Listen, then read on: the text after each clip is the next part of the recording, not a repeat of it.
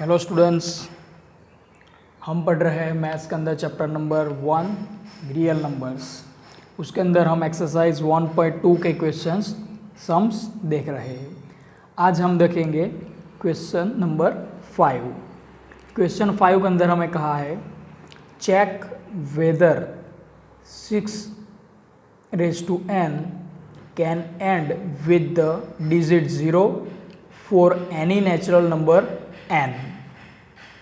तो यहाँ पे हमें कहा गया है कि 6n जहाँ पे n is a natural number अगर हम ले तो उसका एंड वो लास्ट डिजिट जो है क्या वो 0 हो सकता है।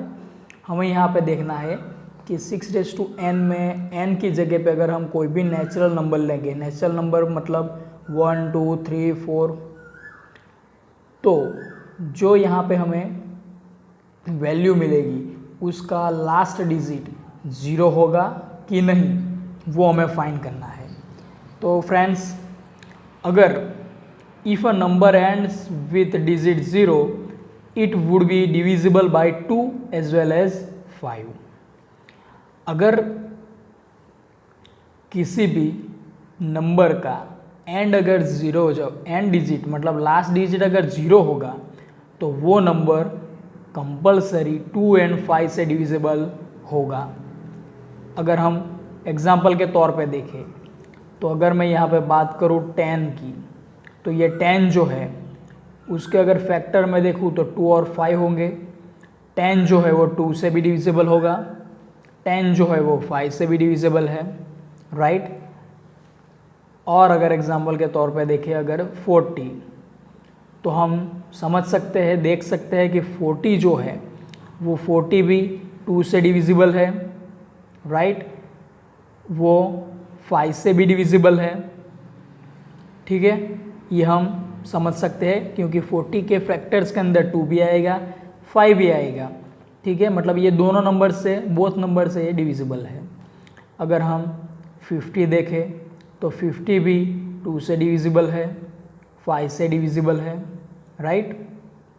तो इसका मतलब ये होगा कि अगर किसी का भी नंबर का एंड डिजिट 0 होगा तो it will be divisible by 2 and 5 compulsory. तो हम कह सकते हैं hence any number ending with digit 0 must have 2 and 5 both in its prime factorization, ठीक है। मतलब ये कि अगर किसी भी नंबर का एंड डिजिट 0 होगा तो वो नंबर के प्राइम फैक्टराइजेशन में 2 और 5 ये दो फैक्टर्स कंपलसरी हमें मिलेंगे। क्योंकि इसकी बात करें तो 5 इंटू 2 10 इंटू 5 50 हो गया, 5 इंटू 10 5 इंटू 2 10 इंटू 4 40 हो गया, राइट। तो ये जो बात है वो हम समझ सकते हैं। अब यही जो बात हमने समझी, इसको हमें जो क्वेश्चन में गिवन है उसके ऊपर हम यूज़ करके देखते हैं। Now here we can see that 6n ये हमें क्वेश्चन के अंदर दिया हुआ है। अगर हम उसको प्राइम फैक्टर्स निकालें तो 6 का प्राइम फैक्टर निकलेंगे 2 इंटू 3, हम ऐसे लिख सकते हैं रेस टू n। तो उसको अगर हम आगे लिखना चाहे तो 2 raise to n into 3 raise to n इस फॉर्म में भी लिख सकते हैं, ठीक है। अब for any natural number n 6n को हम इन 3 में से किसी भी टाइप में लिख सकते हैं। एज अ एग्जाम्पल हम देखें, अगर 6 के रेस टू 1 अगर हम लेंगे तो हमें 1 मिलेगा, 6 रेस टू 2 लेंगे तो हमें 36 मिलेगा, राइट। तो यहाँ पे हम देख सकते हैं कि ये 6 जो है 36 जो है, ये दोनों नंबर्स की अगर हम प्राइम फैक्टर्स निकालेंगे तो आप ज़रा सोचोगे तो आपको समझ में आएगा कि 6 के प्राइम फैक्टर होंगे 2 एंड 3, राइट। 36 के प्राइम फैक्टर निकालेंगे तो उसमें भी आएगा 2 3, ठीक है। प्राइम फैक्टर्स तो 2 एंड 3 ही आएंगे, ठीक है, लेकिन 5 नहीं आएगा, राइट। तो हम देख सकते हैं कि 6n has only 2 prime factors 2 and 3 only. So the prime factorization of 6n does not include 5। तो यहाँ पे हम कह सकते हैं कि ये जो 6n है, जहाँ पे n जो है वो नेचुरल नंबर है, तो हम n की जगह पे कोई भी नेचुरल नंबर लेके फिर उसकी स्क्वायर क्यूब करके जो वैल्यू मिलेगी उसकी प्राइम फैक्टराइजेशन करेंगे तो हमें 2 and 3 ये दो प्राइम फैक्टर्स ही मिलेंगे, लेकिन वो 5 हमें मिलेगा ही नहीं। इसका मतलब हम कह सकते हैं कि hence the 6n can not end with digit 0 for any natural number n। इसलिए हम कह सकते हैं कि जो 6n जो है उसका n डिजिट 0 नहीं हो सकता। ठीक है, क्यों नहीं हो सकता? क्योंकि अगर वो 0 हो तो उसके प्राइम फैक्टर्स के अंदर 2 and 5 आना चाहिए कंपलसरी। हमने ये थियरी समझी, उसके हिसाब से 2 and 5 होना चाहिए, लेकिन यहाँ पे तो प्राइम फैक्टर 2 and 3 आ रहे हैं, 5 नहीं आ रहा है। इसलिए हम कह सकते हैं कि 6n जो है can not and with digit 0, वो 0 उसका एंड नहीं हो सकता। राइट, 6 क्वेश्चन देखते हैं। क्वेश्चन नंबर 6 के अंदर हमें कहा है explain why 7 into 11 into 13 plus 13 and 7 into 6 into 5 into 4 into 3 into 2 into 1 plus 5 are composite numbers। हमें यहाँ पे कहा है कि ये जो मल्टीप्लिकेशन मतलब कि ये प्रोडक्ट है प्लस एडिशन है, ये सब जो है वो why this is a composite number, ये कॉम्पोजाइट नंबर्स है, ऐसा हमें यहाँ पे प्रूव करके देना है। ठीक है, और कॉम्पोजाइट नंबर को यहाँ पे प्रोडक्ट के फॉर्म में हमें दिया हुआ है। ठीक है, मल्टीप्लिकेशन और एडिशन ये दोनों के पार्ट में डिवाइड करके आपको दिया हुआ है। ठीक है, फैक्टर और एडिशन के फॉर्म में आपको दिया हुआ है। तो फ्रेंड्स, सबसे पहले एग्जाम्पल सॉल्व करने से पहले आपको एग्जाम्पल सॉल्व करने के लिए एक रूल्स है जो आपको समझना होगा। यहाँ पे हमें मल्टीप्लिकेशन और एडिशन दिया हुआ है और दो नंबर्स दिए हुए हैं, और हमें कहना है कि ये जो नंबर्स है इससे जो नंबर बनेगा वो कॉम्पोजाइट नंबर है, और क्यों है वो हमें यहाँ पे एक्सप्लेन करना है। तो फ्रेंड्स, फर्स्ट ऑफ ऑल आपको पता होना चाहिए कि अगर कोई कॉम्पोजाइट नंबर होगा तो वो कॉम्पोजाइट नंबर का अगर हम प्रोडक्ट देखेंगे तो वो प्रोडक्ट ऑलवेज प्राइम फैक्टर्स निकलेगी।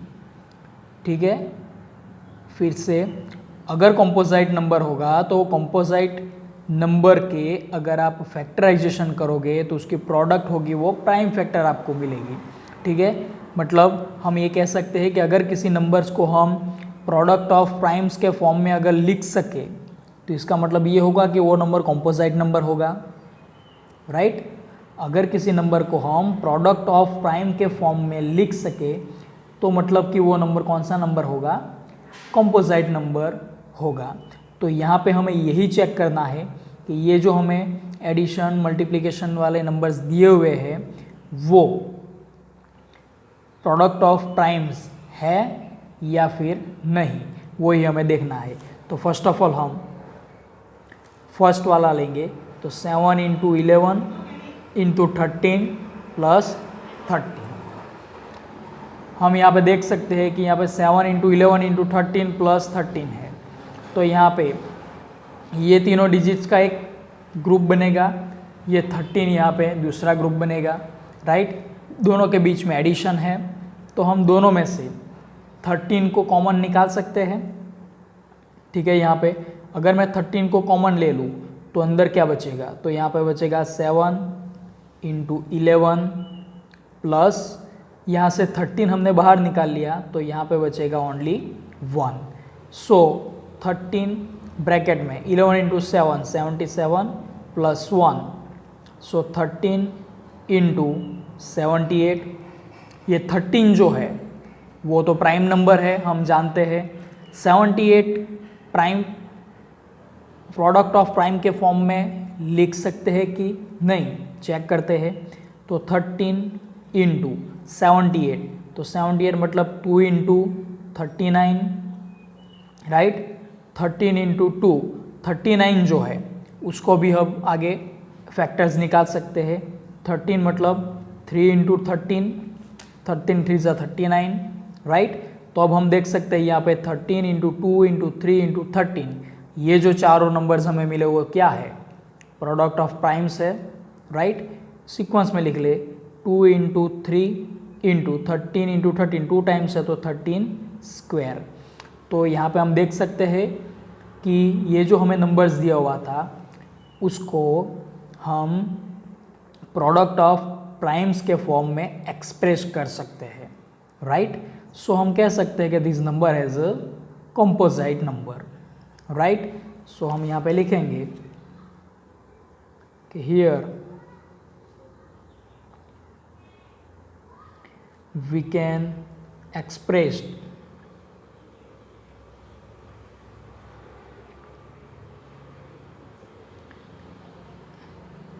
Seven into 11 into 13 plus 13 as a product of primes, ठीक है। सो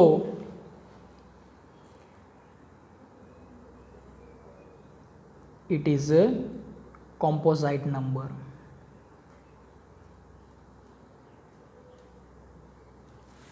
राइट।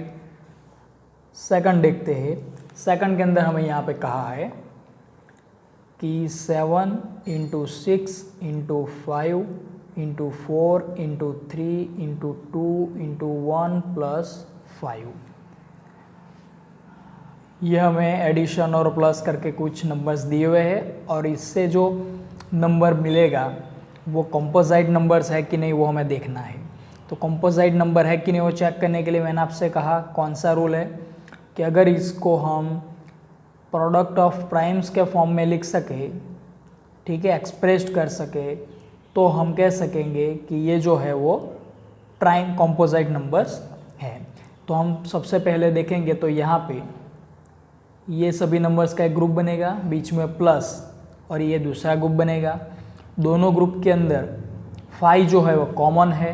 सो अगर हम यहाँ पे 5 को कॉमन निकाल ले तो यहाँ पे रहेगा 7 into 6 into 4 into 3 into 2 into 1 plus 5 निकल जाएगा तो यहाँ पे ओनली 1 रहेगा। सो 5 ब्रैकेट के अंदर हम यहाँ पे इनका मल्टीप्लिकेशन करेंगे तो 7 into 6 into 4 into 3 into 3 into 2 अगर हम करेंगे तो वो हमें मिलेगा 1008 प्लस 1, सो 5 1009, सो 5 इंटू 1009। अब 1009 जो है उसका आगे प्रोडक्ट हम निकाल सकते हैं, आगे इसका फैक्टर्स हम निकाल सकते हैं।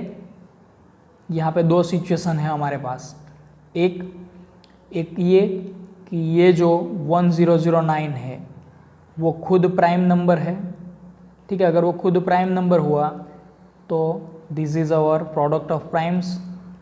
लेकिन अगर ये प्राइम नंबर्स नहीं हुआ तो आपको इसको आगे प्राइम नंबर्स प्राइम फैक्टर के फॉर्म में लिखना पड़ेगा, प्राइम फैक्टर निकालने पड़ेंगे।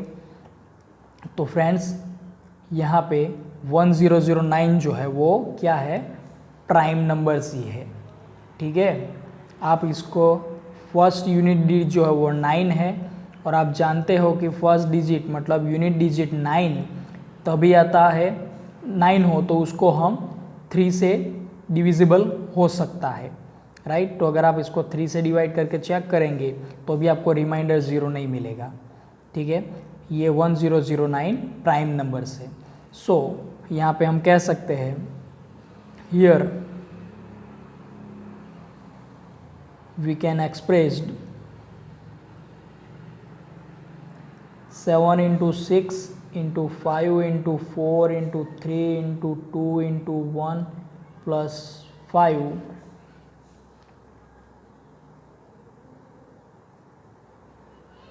As a product of primes, ठीक है। हैंस तो हम कह सकते हैं कि 7 into 6 into 5 into 4 into 3 into 2 into 1 plus 5 is a composite number.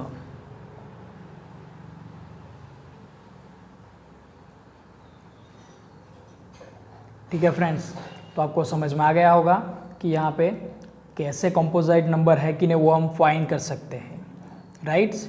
ये आपको शॉर्ट ट्रिक में भी यूज़ हो सकता है कि अगर आपको कोई फिक्स डिजिट दिया हुआ हो, कोई बड़ा सा नंबर दिया हुआ हो और आपको पूछा जाए कि ये कंपोजिट नंबर है कि नहीं बताओ, तो आपको क्या चेक करना होगा? आपको चेक करना होगा कि वो जो नंबर्स है उसको हम प्रोडक्ट ऑफ प्राइम्स के फॉर्म में लिख सकते हैं कि नहीं। अगर आप उसको प्रोडक्ट ऑफ प्राइम्स के फॉर्म में लिख सकते हो तो इसका मतलब ये होगा कि वो नंबर कंपोजिट नंबर होगा। ठीक है, क्वेश्चन नंबर 7 देखते हैं। आप अपने टेक्स्ट बुक में देख सकते हो, क्वेश्चन नंबर 7 के अंदर हमें कहा है there is a circular path around a sports field. Sonia takes 18 minutes to drive one round on the field, while Ravi takes 12 minutes for the same. Suppose they both start at the same point and at the same time and go in the same direction. After how many minutes they will meet again at the starting point? यहाँ पे सबसे पहले हम questions को समझते हैं। तो question के अंदर कहा है कि एक सर्कुलर पाथ है। ठीक है, सपोज कि ऐसा एक सर्कुलर पाथ है और ये इसका स्टार्टिंग पॉइंट है। ठीक है, अब इस स्टार्टिंग पॉइंट से सोनिया एंड रवि दोनों क्या कर रहे हैं? वन राउंड रनिंग करने के लिए निकल रहे हैं। ठीक है, लेकिन दोनों की स्पीड डिफरेंट है। सोनिया जो है वो 18 मिनट्स के अंदर ये पूरा राउंड कंप्लीट करेगी, जबकि रवि जो है वो 12 मिनट के अंदर ये पूरा राउंड कंप्लीट कर लेगा। हमें यहाँ पे फाइंड करना है कि कितने टाइम के बाद, how many minutes will they meet again at the start point, कि कितने टाइम के बाद वो दोनों ये स्टार्ट पॉइंट पे फिर से मिलेंगे। ठीक है, तो यहाँ पे आप समझ सकते हो कि यहाँ पे दो लोग हैं, एक है सोनिया जिसकी स्पीड है 18, दूसरा है रवि जिसकी स्पीड है, स्पीड का तो आपको पता नहीं लेकिन आपके पास टाइम की इंफॉर्मेशन है 12 मिनट्स एंड 18 मिनट्स। तो आप देख सकते हो कि यहाँ पे रवि की स्पीड सोनिया की स्पीड से ज़्यादा है। इसका मतलब ये हुआ कि रवि सबसे पहले फर्स्ट राउंड कंप्लीट कर लेगा, तब सोनिया होगी वो ग्राउंड के फील्ड पे कहीं और होगी। अब रवि की स्पीड ज़्यादा है तो क्या होगा, रवि सोनिया को अगेन यहाँ पे क्रॉस कर लेगी। ठीक है, उसकी स्पीड ज़्यादा होने की वजह से वो ग्राउंड पे सोनिया को ओवरटेक करेगी। ठीक है, तो वैसे एक स्टेप ऐसा भी आएगा, एक टाइम ऐसा भी आएगा कि जब रवि सोनिया को ओवरटेक करेगा तब वो कहाँ पे होंगे? दोनों स्टार्ट पॉइंट पे होंगे जहाँ पे रवि उसको ओवरटेक करेगा। ठीक है, ये समझने के लिए है। तो आपको यहाँ पे वही फाइंड करना है कि वो कौन सा टाइम है जब वो दोनों स्टार्ट पॉइंट पे फिर से मिलेंगे। ठीक है, तो फ्रेंड्स आपको यहाँ पे रिमेंबर रखना है, याद रखना है कि जब भी इस टाइप का कुछ क्वेश्चंस हो आपके पास तो उस समय आपको उन दोनों क्वेश्चंस के अंदर जो नंबर्स है, ठीक है, उनका एलसीएम फाइंड करना होगा। ठीक है, उनका एलसीएम ही हमारा क्या होगा? आंसर होगा। तो फर्स्ट ऑफ ऑल हम यहाँ पे लिखेंगे कि here LCM of the timings taken by Sonia and Ravi will answer the question of the given condition. ठीक है, तो हम यहाँ पे लिखेंगे हियर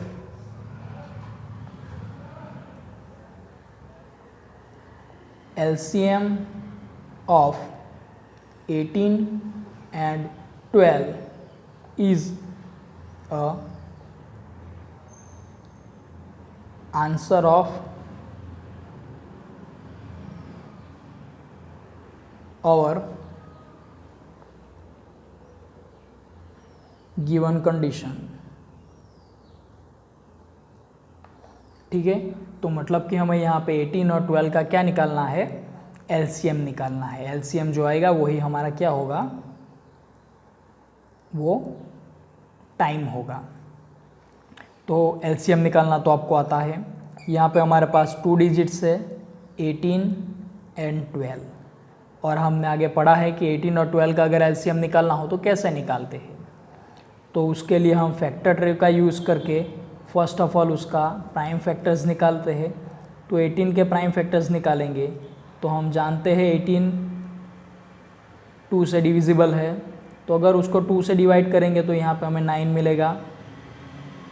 9 जो है वो 3 से डिविजिबल है, सो यहाँ पे 3 और यहाँ पे भी 3 आएगा।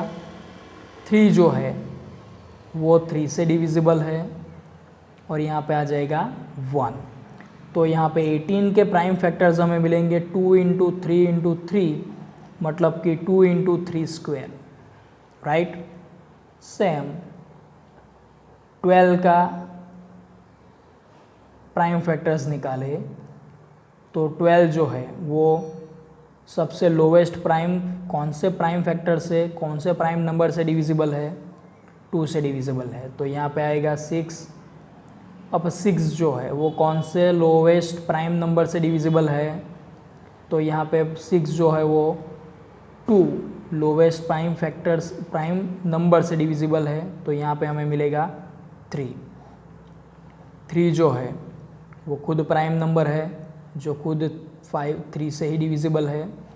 तो यहाँ पे 12 के फैक्टर हमें मिलेंगे 2 into 2 into 3, so 2 square into 3, right. अब हमें फाइंड करना है यहाँ पे एलसीएम। तो LCM of 18 and 12 is equal to, LCM के बारे में हमने पढ़ा। एलसीएम जब हम निकालते हैं तब हमें फैक्टर के अंदर क्या देखना है, तो हमें क्या देखना है कि एलसीएम निकाले तब greatest power and all each factor हमें देखने हैं, ठीक है, ग्रेटेस्ट पावर और ईच फैक्टर। तो हम यहाँ दोनों नंबर्स के फैक्टर्स देखें तो यहाँ पे ग्रेटेस्ट पावर दोनों में कॉमन छोड़ो, दोनों में कौन सा है, दोनों में है, लेकिन ग्रेटेस्ट पावर किसका है 2⁻² का, तो वो यहाँ पे आएगा। 3 दोनों में है लेकिन ग्रेटेस्ट पावर किसका है 3 स्क्वायर, सो वो यहाँ पे हम लेंगे। तो 2 स्क्वायर मतलब 4, 3 स्क्वायर मतलब 9, मतलब 36, राइट। इसका मतलब ये होगा कि after 36 minute Sonia and Ravi meet again at the start point, ठीक है। तो यहाँ पे हम लिखेंगे हैंस आफ्टर 36 मिनट्स